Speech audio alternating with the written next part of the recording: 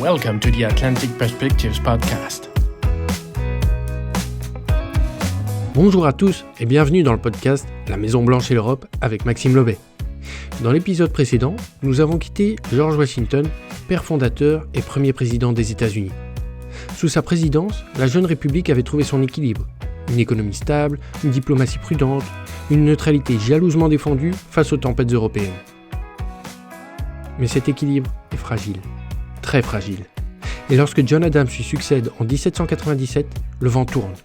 Après avoir été le vice-président de Washington, il va devoir gérer des dossiers brûlants. La Révolution française s'est transformée en guerre européenne, l'Angleterre et la France s'affrontent sur tous les océans, et au milieu, les États-Unis, encore faibles, tentent de ne pas être écrasés. John Adams, le président assiégé. Assiégé par les partis d'abord, il est pris en étau entre les fédéralistes d'Hamilton et les républicains de Jefferson. Assiégé par la diplomatie ensuite. Il est coincé entre la France révolutionnaire et l'Angleterre monarchique à la veille d'une guerre qu'il cherche désespérément à éviter. Mais c'est aussi un président assiégé par l'histoire elle-même. Héritier du prestige de Washington, précurseur de Jefferson, Adams gouverne seul au milieu des tempêtes.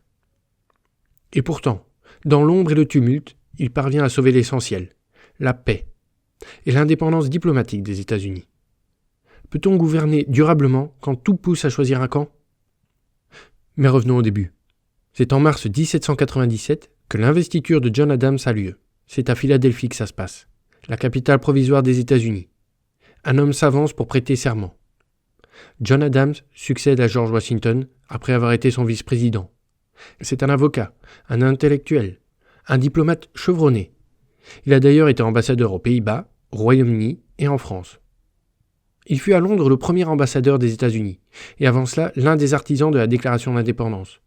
Avec Thomas Jefferson, il a signé le rêve américain. Mais les temps ont changé. Le rêve s'effrite, les divisions s'installent, et Adams hérite d'un pays déjà fracturé entre fédéralistes et républicains. Adams, fidèle à Washington, veut poursuivre sa ligne. Préserver la paix, renforcer l'État, affirmer la souveraineté du pays. Mais la tâche est ardue. Son vice-président n'est autre que Thomas Jefferson, son ancien ami, désormais chef du parti adverse. Entre eux, tout les oppose. L'un croit à un gouvernement fort et centralisé, l'autre à une république rurale et décentralisée. Deux visions, deux Amériques. Et dans ce climat de méfiance, la diplomatie va mettre le feu aux poudres. Au département d'État, Pickering, secrétaire d'État de 1797 à 1800, plaide pour une ligne de fermeté vis-à-vis de la France et d'un resserrement des liens avec la Grande-Bretagne. Sa posture influe directement sur les premières décisions d'Adams en politique étrangère. En 1797, à Paris, le Directoire gouverne une France révolutionnaire en guerre contre la Grande-Bretagne. Pour les Français, les États-Unis ont trahi l'alliance de 1778 en signant le traité de Jay avec Londres. Pour rappel, ce traité est un accord entre les États-Unis et la Grande-Bretagne destiné à apaiser les tensions après la guerre d'indépendance. Il prévoit l'évacuation des forts britanniques sur le territoire américain et le règlement des dettes et différends commerciaux, marquant un pas vers la normalisation des relations entre les deux pays. Mais au-delà du seul contentieux franco-américain, la présidence d'Adams s'inscrit dans une Europe en mutation permanente. À Paris, la Révolution est entrée dans sa phase radicale, et les idéaux de 1789, jadis salués par Jefferson et Franklin, effraient désormais les fédéralistes. Pour Adams, la France incarne moins la liberté que le désordre, la preuve que les révolutions peuvent dévorer leurs propres enfants. À Londres, le Premier ministre William Pitt le Jeune voit dans ce nouveau président un interlocuteur fiable, un partenaire capable de maintenir la neutralité américaine dans une guerre où chaque camp cherche à la tirer. Au sud, l'Espagne de Charles XIV surveille la frontière du Mississippi et de la Louisiane, redoutant l'expansion américaine. Et sur le continent européen, un nom commence à circuler. Bonaparte. Face à cette recomposition de l'Europe, l'Amérique peut-elle encore rester neutre ?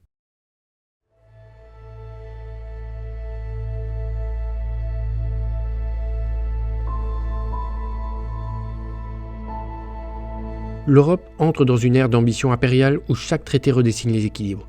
Dans ce tumulte, Adams tente de maintenir le cap d'une diplomatie indépendante, fidèle à la prudence léguée par Washington. Mais avec la France, les relations s'enveniment.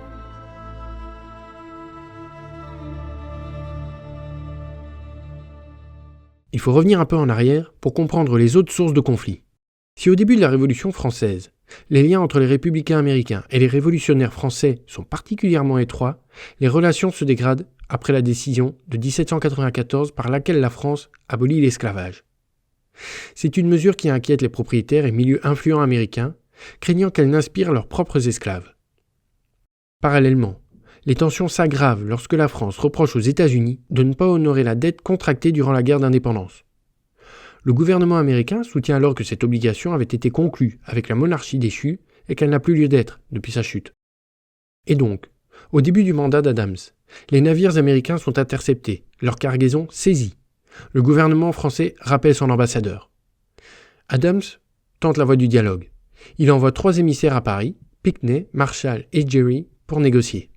Mais au lieu d'un accueil diplomatique avec le ministre des Affaires étrangères français, il se heurte à un chantage. 3 intermédiaires français, désignés par les lettres X, Y, Z, exigent des pots de vin pour ouvrir les pourparlers. L'affaire éclate en scandale. L'Amérique s'indigne, les journaux s'enflamment. Adams refuse de céder. La quasi-guerre avec la France commence. À Washington, Pickering s'oppose à l'idée d'une nouvelle mission de paix vers la France.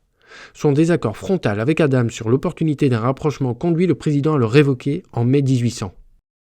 Dans les chancelleries européennes, cette crise est observée avec attention. À Londres, on se réjouit discrètement de la rupture entre Paris et Washington. Elle rapproche les intérêts britanniques et américains dans l'Atlantique. À Madrid, on redoute que le chaos profite aux États-Unis pour s'étendre vers l'Ouest. Et à Paris, Bonaparte comprend vite qu'il faut tourner la page s'il veut sécuriser ses ambitions en Europe. À partir de 1798, les frégates américaines croisent des bâtiments français dans l'Atlantique et des escarmouches éclatent sans déclaration de guerre formelle. Les affrontements ont lieu jusque dans l'océan Indien et la mer Méditerranée. C'est la première guerre navale des États-Unis et la jeune flotte américaine remporte ses premières victoires. Pour la première fois, l'Amérique se dresse seule, sans alliés. Et paradoxalement, cette guerre non déclarée renforce la stature internationale du pays. Mais à l'intérieur, elle déchire la nation. Adams, préoccupé par l'influence des idées révolutionnaires venues de France, fait adopter les Alien and Sedition Acts. Ce sont des lois qui restreignent l'immigration et le premier amendement sur la liberté d'expression en punissant les critiques contre le gouvernement. Pour lui, il s'agit de préserver l'unité nationale face à la menace étrangère. Pour Jefferson et Madison, c'est une dérive autoritaire. Il réplique par les résolutions du Kentucky et de Virginie, affirmant le droit des États à s'opposer aux lois fédérales injustes. La fracture devient abyssale. La liberté de presse s'en trouve menacée, et le président, jadis héros de l'indépendance, devient symbole d'un pouvoir crispé. Sur la scène européenne, Adams renforce les liens avec Londres. Les Britanniques, eux aussi en guerre contre la France, trouvent en lui un partenaire prudent. Le commerce transatlantique prospère, les ports américains se remplissent, les armateurs s'enrichissent. Mais cette proximité nourrit la colère des républicains pro-français qui accusent le président de trahir les idéaux de 1776. L'Amérique, à peine née, vit déjà son premier débat sur la fidélité à ses valeurs. Pourtant, ce rapprochement avec Londres témoigne aussi d'une maturité diplomatique nouvelle. Les États-Unis ne se contentent plus d'exister face à l'Europe, ils négocient d'égal à égal. Adams comprend que l'indépendance passe non pas par l'isolement, mais par la maîtrise de ses alliances. Et cette approche entre réalisme et prudence ouvre la voie à une véritable politique étrangère américaine. Adams n'est pas un belliciste. Derrière sa fermeté, il n'a qu'un objectif, la paix. En 1799, en France, le Directoire tombe, et un jeune général nommé Bonaparte a pris le pouvoir. Le premier consul, soucieux de stabilité, accepte la négociation. Le traité de Mortefontaine, signé en 1800, met fin à la quasi-guerre et rompt définitivement l'alliance de 1778. La fin de cette alliance permet aux 2 pays de retrouver leur neutralité. En d'autres mots, cet accord a annulé les traités précédents, y compris le traité d'alliance militaire de 1778, et a rétabli des relations diplomatiques et commerciales pacifiques. Les États-Unis deviennent alors enfin une nation indépendante dans leurs alliances comme dans leurs choix. Entre la révocation de Pickering et l'alternance politique qui s'annonce, Marshall, nommé secrétaire d'État en 1800, assure la continuité au département d'État. Il pilote les échanges officiels avec Paris et organise la mise en œuvre du compromis diplomatique. En Europe, ce traité est perçu comme un signe d'émancipation américaine. Les monarchies saluent la modération d'Adams, tandis que la France, désormais conduite par Bonaparte, y voit une manière d'apaiser le front atlantique avant de concentrer ses forces sur le continent. C'est la première fois que la jeune République américaine s'impose comme un acteur diplomatique à part entière.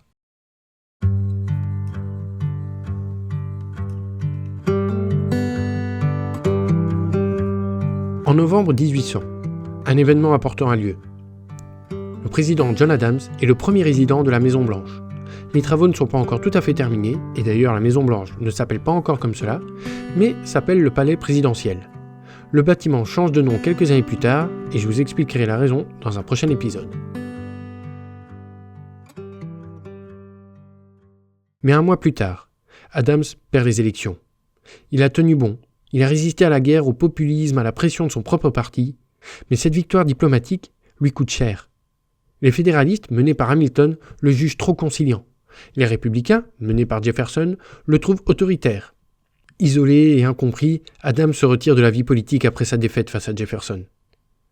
En sacrifiant sa carrière politique pour préserver la paix, Adams n'a-t-il pas au fond sauvé la République ? John Adams quitte donc le palais présidentiel dans un silence glacial. Aucun adieu, aucun discours. À l'inverse de Washington 4 ans plus tôt. À l'aube du 4 mars 1801, il quitte la ville de Washington avant la cérémonie d'investiture de Jefferson. Mais son départ scelle un précédent. Le premier transfert pacifique du pouvoir entre deux partis rivaux. Une preuve que la démocratie américaine fonctionne. Mais ce tournant politique, passage d'un président fédéraliste à un président démocrate républicain, est un véritable séisme. On parle de la révolution de 1800. Le déclin des fédéralistes est inexorable et le parti démocrate républicain a le vent en pleine poupe. Sous John Adams, l'Amérique a connu des crises internationales, sa première guerre navale et des fractures politiques. Mais elle a aussi affirmé sa souveraineté diplomatique et sa capacité à choisir seule sa voie. Dans les capitales européennes, on la regarde désormais non plus comme une expérience, mais comme une nation jeune, turbulente, mais debout.